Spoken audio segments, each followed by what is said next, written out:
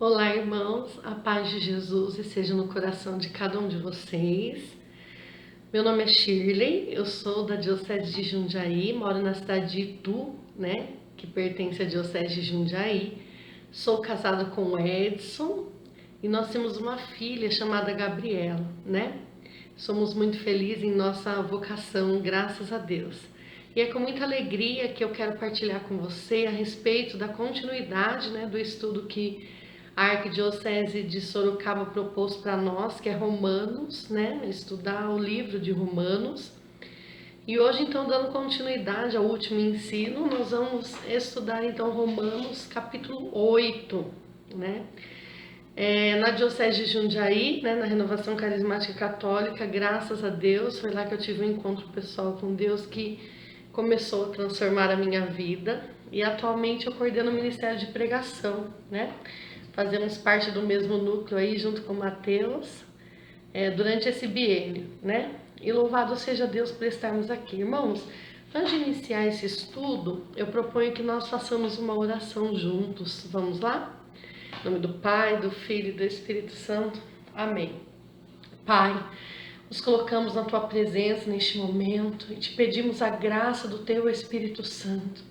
Senhor, sem o Espírito Santo, a qual inspirou todos os autores bíblicos, não é possível, Senhor, que nós possamos penetrar os mistérios da santa palavra de Deus. Por isso, Pai, derrama o Teu Espírito sobre nós, que o Teu Espírito manifestado em nós possa trazer toda a revelação deste ensino, para que possamos compreender melhor qual é a Tua vontade, Senhor. E eu quero te louvar e te agradecer por esta oportunidade de estarmos juntos e de juntos refletirmos sobre a palavra de Deus. Bendito seja Deus, queridos irmãos. Então, queridos, nós podemos perceber que a carta escrita aos cristãos de Roma, que Romanos foi uma carta escrita aos cristãos de Roma, e que o capítulo 8, ele fala da vitória que os que creem têm na mortificação da carne. É uma das coisas que fala em Romanos capítulo 8. Que o cristão, ele precisa ser, porque já foi justificado por Cristo. Nós vamos entender isso passo a passo. Mas como diz o padre Douglas, nós temos que ser igual pastel de feira, Muito óleo e pouca carne. Muito óleo e pouca carne. Guarda isso no seu coração. Romanos 8 é o clímax da carta até esse ponto. Olha que coisa importante, e que responsabilidade. Então, Romanos 8 é o ponto alto da carta até esse momento, Veja, no capítulo 7, Paulo trata de um assunto complicado. Ele diz assim, não faço o bem que eu quero e o mal que eu não quero, eu faço, No versículo 24, nós podemos ler do versículo 7, diz assim, infeliz de mim, quem me libertará deste corpo de morte? Infeliz de mim, Quem me livrará? Olha uma pergunta aí no ar. Paulo diz que toda pessoa tem uma parte que deseja o que Deus deseja. E é verdade, irmãos, dentro de nós há um desejo de desejar o que Deus deseja. Afinal de contas, nós somos criados à imagem e semelhança de Deus, E ele chama isso de homem interior. Paulo chama isso de homem interior. Então, mesmo na pessoa não redimida, existe um desejo interior de fazer a vontade de Deus, Mas também, irmãos, há também uma força, negativa, podemos dizer assim, há algo que nos impulsiona a fazer o que nós não queremos. Nós chamamos isso de pecado original. O pecado original está em nós, E ele nos impulsiona, ainda que nós não queiramos, a fazer o mal. Por isso Paulo diz, infeliz de mim, Infeliz de mim. Ele clama, quem me livrará deste corpo? Só um minutinho. Quem me livrará desse corpo que pertence à morte? Irmãos, o capítulo 8 vem trazer essa resposta para cada um de nós, Responde, por isso que é o ponto alto da carta, porque responde essa pergunta, quem me livrará? E já no versículo 1, vamos lá, no capítulo 8, no versículo 1 de Romanos, diz, portanto, não existe mais condenação para aqueles que estão em Jesus Cristo. Bendito seja Deus, né? Dá vontade de aplaudir, porque já não há mais condenação para aqueles que estão em Jesus Cristo. E no versículo 2 diz assim, ó: a lei do Espírito da vida em Cristo Jesus te libertou. Meu irmão e minha irmã, o libertador é o Espírito.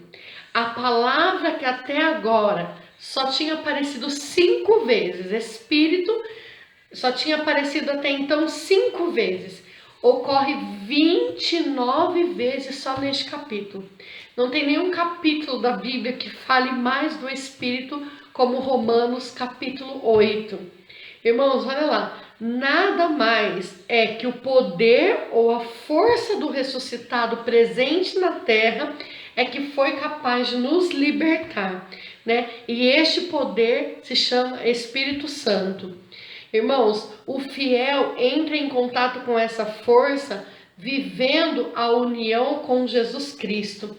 O Espírito traz a vida, que a lei, até agora Paulo fala muito de lei. Todos os capítulos anteriores, ele fala muito da lei.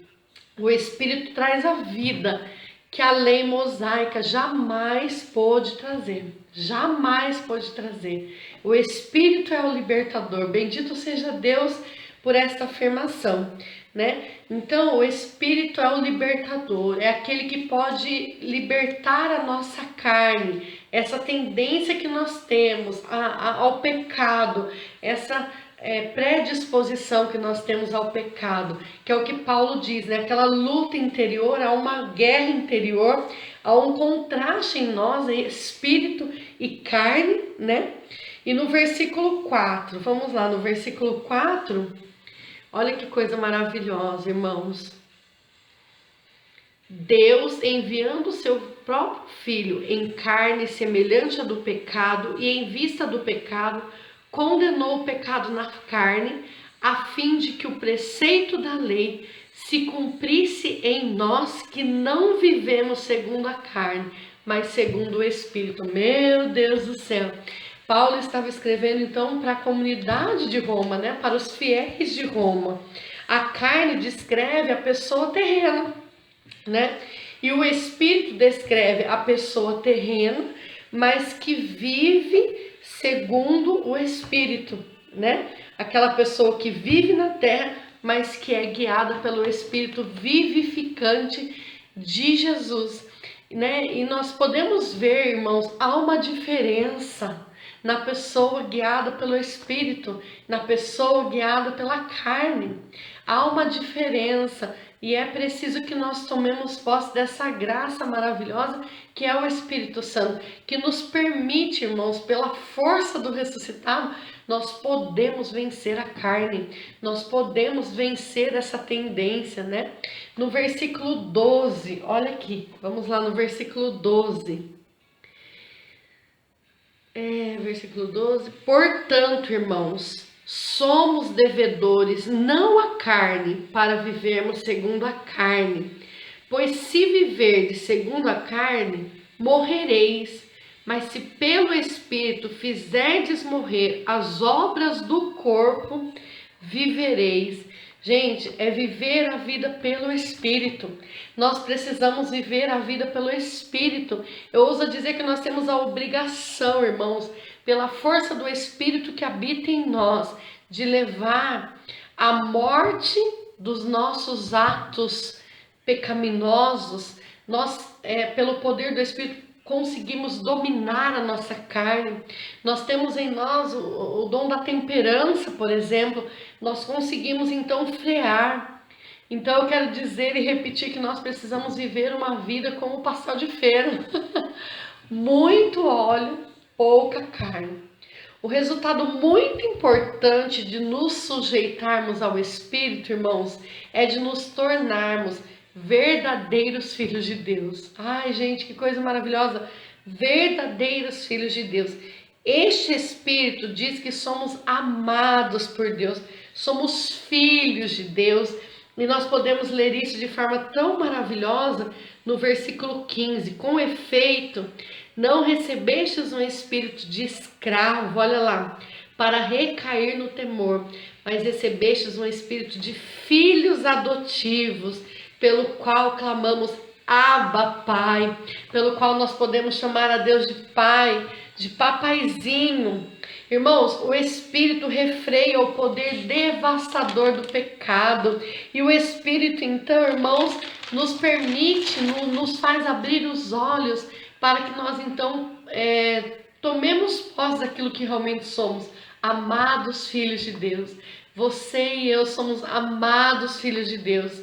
Então, Paulo diz, resumindo até aqui, a dívida foi paga. Se viverem pelo Espírito, vocês podem vencer o pecado. Eu posso vencer o pecado. Você pode vencer o pecado, né? Então, se nós vivermos pelo Espírito, nós podemos vencer o pecado. Eu quero ler aqui, ó. E se somos filhos, somos também herdeiros. Meu Deus, herdeiros de Deus e co-herdeiros de Cristo, pois sofremos com Ele, para também com Ele sermos glorificados. Olha aqui, Paulo então mostra para nós nesse versículo 17, irmãos, e eu gostaria de repetir, pois sofremos com Ele, para também com Ele sermos glorificados. Embora, irmãos, Jesus Cristo venceu o pecado por nós, nos enviou o Espírito Santo. O Espírito Santo então nos dá essa capacidade de vivermos uma vida no Espírito, uma vida santa, uma vida regrada. Nós conseguimos vencer essa luta interior em nós, e Paulo apresenta isso no capítulo 8, que nós podemos vencer pela força do Espírito. O Espírito é o libertador, o Espírito é o que traz vida, o Espírito é o que regenera, né? Então é como se assim, tá resolvido o problema, né? Mas imagine, irmãos, que ele estava falando para os romanos, para a igreja de Roma, que era perseguida por Nero, uma igreja que sofria, uma igreja que era perseguida, uma igreja que vivia aflições, né? Até nos lembra a palavra de Jesus que diz, no mundo sofrereis aflições. Então Paulo está dizendo aqui no versículo 17, no finalzinho, ele está dizendo, e se somos filhos, somos também herdeiros, herdeiros de Deus e cordeiros de Cristo, pois sofremos com Ele. Então, irmãos, não será sem sofrimento, né? É como se ele estivesse falando para os romanos, olha, Jesus é o nosso Salvador, Ele enviou o Espírito, vocês podem vencer a carne. E os romanos acho que ficavam olhando, mas se Cristo venceu por nós, por que nós sofremos? Se Cristo venceu por nós, por que nós passamos tantas aflições? Hoje talvez seja a pergunta que todos fazem, né? Não só nesse tempo de pandemia, mas quantas vezes as pessoas não se perguntam isso? Mas Cristo venceu por nós, então por que nós sofremos? Por que tanto sofrimento? Por que tanta dor? Não é isso, irmãos? Porque no mundo nós vamos sofrer aflições. Mas Paulo, a partir do versículo 18, ele aponta, irmãos, para o nosso fim. Para o fim mesmo, né? Nesse mundo nós vamos sofrer. Nesse mundo não será sem aflições. E não é por causa de Deus. Deus queria que nós vivêssemos eternamente felizes no paraíso. Lá, irmãos, antes do pecado, não havia sofrimento, não havia dor. Não dá nem para imaginar. Já imaginou? A terra, já imaginou tudo que Deus criou sem sofrimento, sem dor? Né? Não existia o pecado, o corpo era perfeito, tudo era perfeito, sem o pecado, né? Mas por causa do pecado, não o seu pecado, somente o meu pecado também, e nós sabemos, a Bíblia relata, o salário do pecado é o quê? A morte, é o sofrimento, é a dor. Não porque Deus quer que nós sofremos por vingança, mas nós assumimos então, irmãos, a consequência de todo o pecado da humanidade, do pecado que veio desde Adão e Eva mesmo. Então hoje, irmãos, nós temos uma esperança, há uma palavra de esperança para nós, que Paulo ele responde aqui ó, no versículo 18. É maravilhoso isso. Penso com efeito que o sofrimento do tempo presente não tem proporção com a glória que deverá revelar-se em nós. Há algo a ser revelado em nós, meus irmãos. Há algo a ser revelado. Olha que coisa maravilhosa. Paulo aqui ele fala quase como um matemático. Não há proporção. Não tem como se comparar com a glorificação, com a glória que nós vamos viver. E o que é essa glória, senão a participação íntima da vida de Deus? É o céu, meus irmãos. Há um paraíso reservado para nós. Nós vamos voltar para o original. Nós vamos voltar para aquilo que Deus sempre nos sonhou, né? Estarmos na plenitude de Deus. Voltarmos. Isso é a glorificação. Então não há comparação com efeito, não há o sofrimento da presente vida. Olha o que ele diz para os romanos e diz para nós também, né? Nós sabemos disso. Os sofrimentos da presente vida não tem comparação com a glória que nós vamos viver. Bendito seja Deus, com a glorificação. Não há comparação com o céu, não há comparação com aquilo que Deus tem para nós. Amém, queridos irmãos? E há 3 testemunhas, segundo Paulo, ele diz, há 3 testemunhas, há 3 gemidos, e há 3 testemunhas que nos convence, que traz uma certeza da grandeza dessa glória que nós vamos viver. E há 3 gemidos, essas três testemunhas, elas gemem, né? Vamos ver aqui então, ó. A criação é uma delas. Penso com efeito que os sofrimentos do tempo presente não têm proporção com a glória que deverá revelar-se em nós, pois a criação, em expectativa, anseia pela revelação dos filhos de Deus. De fato, a criação foi submetida à vaidade, não por seu querer, mas por vontade daquele que a submeteu, na esperança de ela também ser libertada da escravidão, da corrupção, para entrar na liberdade da glória dos filhos de Deus. Irmãos, há um mistério muito grande aqui. A criação também sofreu a consequência do pecado. Quer dizer, a criação, irmãos, sofre também, geme. Aqui diz, ó, a criação inteira geme e sofre as dores do parto até o presente. A criação sente dor, a criação também sofre. Já parou para pensar nisso? As montanhas, os mares, o sol, a lua, os pássaros, as árvores sofrem, eles também sofrem a dor do pecado. E por que Deus permitiu, irmãos? Porque Deus sujeitou a criação ao sofrimento. E nós podemos ver isso, queridos irmãos, em Gênesis, só um minutinho que eu vou abrir aqui.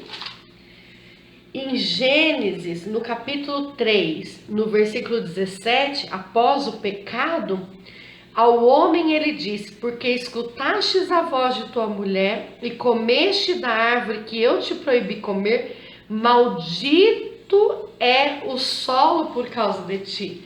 Maldita é a criação por causa de ti. E por que Deus sujeitou a criação ao sofrimento? Para mostrar o horror que é o pecado, para mostrar o que o pecado causou, todo o horror que o pecado causou, irmãos. No dia da glorificação, a terra também será glorificada, por isso ela geme ansiosa por essa glorificação.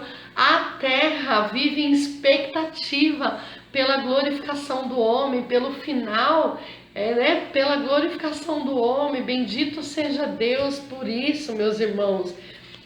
Mas aí depois continua aqui, ó. Mas também nós que temos as primícias do Espírito, nós podemos participar das primícias do Espírito. Olha aqui, as primícias, os primeiros toques do Espírito, irmãos. Olha aqui, ó. E não somente ela, mas também nós que temos as primícias do Espírito, gememos interiormente, suspirando pela redenção do quê? Do nosso corpo. O nosso corpo é sagrado, irmãos. O nosso corpo foi feito pelas mãos de Deus. O nosso corpo será glorificado. E aqui não tem como lembrar da tão linda, tão maravilhosa teologia do corpo. as catequeses do Papa João Paulo II, porque o nosso corpo será glorificado, nosso corpo hoje imperfeito, mas o nosso corpo geme, ansioso. Olha que pela sua glorificação, nós teremos um corpo glorioso, nós teremos o corpo que Adão e Eva tinham, imaculado, sem mancha, sem pecado, olha lá. Então, nós também esperamos a glorificação do corpo, voltar ao corpo original, né? Então, e a terceira testemunha, o terceiro que geme ansioso por essa glorificação. Versículo 26. Assim também o Espírito socorre a nossa fraqueza. Somos fracos, irmãos. Somos limitados. Sim, nós podemos vencer pelo Espírito, mas o orgulhoso não consegue reconhecer a dependência que tem de Deus, a dependência que nós temos do Espírito. Assim também o Espírito socorre a nossa fraqueza. É preciso que haja um reconhecimento. Senhor, eu sei que o Senhor venceu a morte e nos mandou o Espírito Santo. E eu sou fraco, eu preciso do seu socorro. Olha para quem que nós temos que pedir socorro, irmãos. O socorro, ele estava dizendo para Roma, Roma, pede socorro para o Espírito. Socorro vem do Espírito, socorre a nossa fraqueza, pois não sabemos o que pedir como convém, mas o próprio Espírito intercede por nós com gemidos inefáveis. E aquele que prescruta os corações sabe qual o desejo do Espírito, pois é segundo Deus que ele intercede pelos santos. Olha, irmãos, o Espírito, ele ora por nós. No grego original do versículo 26 diz literalmente que o Espírito intercede por nós com gemidos inexprimíveis, que nós não conseguimos compreender, com gemidos inexprimíveis, uma oração que o céu entende, nós não compreendemos. O Espírito sabe mais qual é a nossa necessidade do que nós mesmos. Porque, irmãos, no momento de aflição, os romanos podiam ser tentados a pedirem, acaba com tudo, destrói Nero, detona tudo. Não é verdade? Nós não somos tentados nesse tempo a dizer, Senhor, acaba com essa pandemia, acaba com tudo. Mas é o Espírito que ora em nós. E tantas vezes nós não sabemos o que orar. E tantas vezes, queridos irmãos, nós nos sentimos agoniados. Já fez a experiência de deixar o Espírito orar em você? Já fez a experiência de orar em línguas, de orar e de permitir que o Espírito de fato interceda por você? Mas eu queria também ressaltar o fato de que o Espírito intercede com gemidos inefáveis, que o Espírito também geme ansioso. O Espírito foi testemunha quando Deus criou, o homem. Não foi sozinho, ele disse, façamos o homem. A Trindade estava presente. O Pai, o Filho, o Espírito era testemunha e ele intercede com gemidos inefáveis, porque ele geme ansioso também, para que nós, os amados filhos de Deus, possamos viver a glorificação. Irmãos, e no versículo 28, eu gostaria de ler agora a conclusão desta carta tão maravilhosa. No versículo 28 diz, e nós sabemos que Deus coopera em tudo para o bem daqueles que amam a Deus, daqueles que são chamados segundo o seu desígnio, porque os que de antemão ele conheceu, esses também predestinou a serem conformes à imagem do seu Filho, a fim de ser ele o primogênito entre muitos irmãos. E os predestinou, olha quantos verbos importantes, e os predestinou, também os chamou, e os que chamou, também os justificou, e os que justificou, também glorificou. Bendito seja Deus. Então, predestinou, nós somos predestinados por Deus, chamados por Deus, justificados por Jesus Cristo na cruz. Bendito seja Deus. E os que ele justificou, também os glorificou, Paulo, ele salienta a certeza da salvação, irmãos. Eu quero reforçar isso, do versículo 28 até o versículo 30, ele salienta a certeza da salvação, irmãos.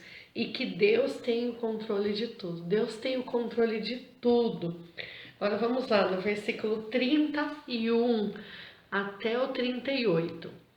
Depois disso, que nos resta dizer? Se Deus está conosco, quem estará contra nós? Quem não poupou seu próprio filho e o entregou por todos nós, como não nos haverá de agraciar em tudo junto com ele? Quem acusará os eleitos de Deus? É Deus quem justifica. Quem condenará?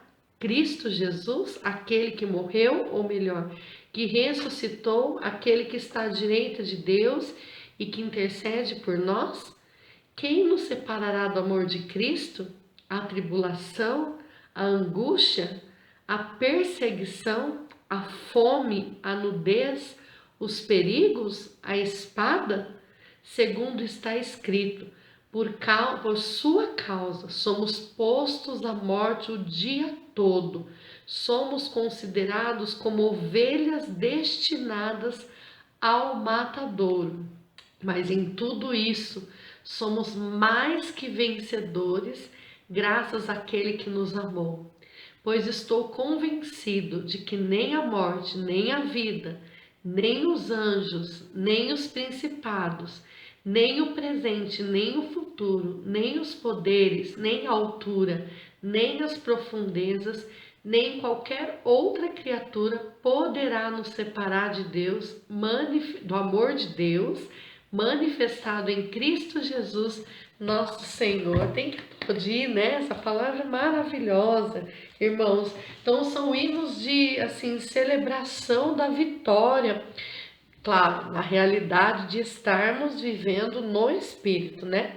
A mensagem principal do versículo 31 até o versículo 39 é: Deus é por nós. É Deus por nós. Paulo afirma que com Deus nós estamos seguros, com Ele nós estamos seguros. Irmãos, não será um mar de rosas. A nossa vida não é um mar de rosas. A nossa vida é de luta, é de peleja, é de batalha. Mas com Cristo, conduzidos pelo Espírito do Cristo ressuscitado, nós chegaremos ao destino final, que é o quê? A glorificação. A glorificação do nosso ser, a glorificação do nosso corpo. Irmãos, Paulo ele alerta no final aqui quais são os perigos que nós passamos. Nós passamos por muitos perigos. E ele diz principalmente a igreja de Roma, né? Quem nos separará do amor de Cristo? Olha que ele diz: a tribulação, passamos por muitas tribulações, e os romanos então passavam por muitas tribulações. A angústia, a perseguição, Nero os perseguia, né? Queria matar todos os cristãos. A fome, a nudez, os perigos, a espada. Paulo passou por todos esses medos, né?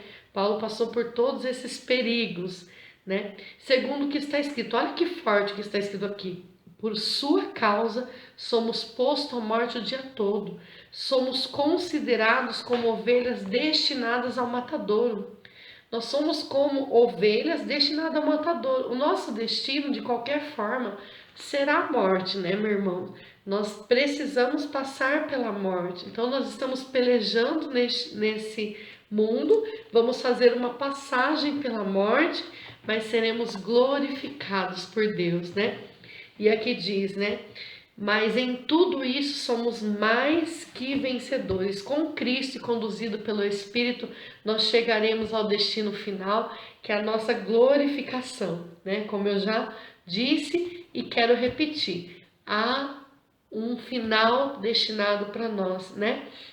Até tem uma passagem que diz: não importa que grau que nós chegamos, o que importa é prosseguir decididamente. É preciso prosseguir decididamente, porque o final será a glorificação, né? Esses perigos nos rodeiam, nós passaremos por todas esses perigos que nos rodeiam, mas eu quero frisar aqui o versículo 37. Mas em tudo isso somos mais que vencedores, graças àquele que nos amou. Bendito seja Deus, pois eu estou convencido. Olha aqui, Paulo estava convencido da glorificação que nos aguarda. E mais uma vez ele diz com convicção: estou convencido de que nem a morte, nem a vida, nem os anjos, nem os principados, nem o presente, nem o futuro, nem os poderes, nem a altura, nem as profundezas, nem qualquer outra criatura poderá nos separar do amor de Deus que foi manifestado em Jesus Cristo. Meu Deus do céu, com certeza quando chegaram nessa parte da carta, os cristãos deram glória, bendizeram o nome do Senhor, porque bendito seja o nome do Senhor, irmãos, por tudo isso que nós ouvimos, por tudo isso que nós fomos aprendendo, por tudo isso que Deus nos permitiu que fosse revelado a nós através de todo esse estudo, mas quero colocar ênfase aqui no capítulo 8, irmãos, que nós vamos passar por muitas dificuldades, mas em tudo isso somos mais que vencedores. E esse deve ser o nosso sentido, né? O sentido da nossa vida. Estamos lutando, mas não é em vão. Há uma vitória, há uma glorificação reservada para nós. Há um céu. Nós vamos voltar ao original, irmãos. Por isso que a criação, nós e o Espírito geme ansioso. Eu podia dizer que nesse gemido eles dizem Maranatá, a volta do Senhor Jesus, para que todos nós então possamos glorificados voltar ao original, aquilo que Deus havia criado. Nos criou por amor, pelo amor e para o amor. Bendito seja Deus. Eu quero terminar, né, sem dúvida nenhuma, com uma oração, mas quero lembrar de uma música da comunidade Shalom, que diz exatamente essas palavras: eu tenho os meus pés no chão, mas sei que o meu coração está muito além do que se possa ver. Busco o que no alto está. Eu busco o que não passará jamais. A minha vida está escondida em Jesus. A minha vida está escondida em Jesus, né? Busco o que não passará jamais. Então nós estamos pelejando, nós estamos lutando, mas nós sabemos, irmãos, que não se compara ao que nós viveremos na glorificação junto com Cristo, né? Bendito seja Deus. Irmãos, a própria palavra diz que nós não sabemos orar como convém, mas que o Espírito intercede por nós. Peçamos então, Espírito Santo, intercede por nós com gemidos inefáveis. Nós cremos nesta palavra, nós cremos em tudo isso, Senhor, que nós nos aprofundamos e nós pedimos, Espírito Santo, ora em nós. Iria bandala handala shiria bandalai, era handala suria bandalai, erandalai alai, era bandala suria bandala handala shiria bandalai, erandalai, ara kiria bahandala suria bandalai, erandalai alai. Espírito Santo, intercede por nós, que este estudo te leve a se aprofundar e a deixar o Espírito orar em você, porque Ele sabe o que deseja o Pai. Amém, queridos irmãos? Então, muito obrigado por estarmos juntos e que nós possamos progredir cada vez mais e mais rumo à glorificação, ao céu. Amém? Permaneceremos unidos em nome do Pai, do Filho, do Espírito Santo. Amém. Bendito seja o nome do Senhor. Amém.